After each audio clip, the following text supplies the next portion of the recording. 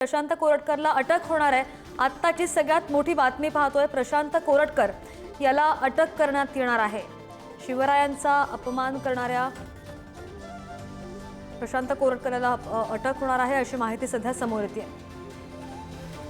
अधिकची माहिती कर आमचे प्रतिनिधी शेखर पाटील आपल्या सोबत आहेत। शेखर, बरेच दिवस झाले प्रशांत कोरटकर गायब आहे, त्याचा शोध सुरू आहे, मात्र अटक होणार अशी माहिती सध्या समोर येते।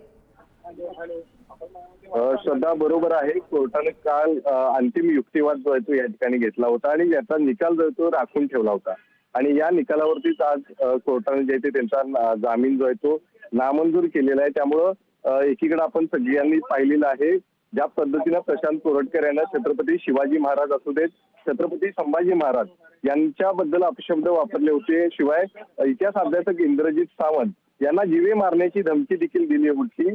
शिवाय अनेक जातींचा देखील उल्लेख त्या ठिकाणी केला होता, जातींचा देखील उल्लेख त्या ठिकाणी केला होता, सरकारचा उल्लेख केला होता। शिवाय ब्राह्मणांच्या सरकारमध्ये तुम्ही या ठिकाणी आहात अशा पद्धतीची धमकी देखील कोरटकर यांनी दिली होती। या संपूर्ण प्रकाराचा तपास जो आहे तो करणं गरजेचं आहे अशा पद्धतीचा युक्तिवाद जो आहे तो असीम सरोदे यांनी काल न्यायालयामध्ये केला होता आणि त्यानंतर कोरटकर यांना अटक करणं गरजेचं आहे आणि यावरतीच युक्तिवाद झाल्यानंतर आज कोर्टानं जे आहे तो निकाल कोरटकर यांना दिलासा जो आहे तो त्या ठिकाणी नाकारलेला आहे आणि आज त्यांना जामीन जो आहे तो नामंजूर केलेला। त्यामुळे निश्चितच आहे कोरटकर यांना आता पोलीस त्या ठिकाणी अटक करतील अशाच पद्धतीची शक्यता आता वर्तवण्यात येते।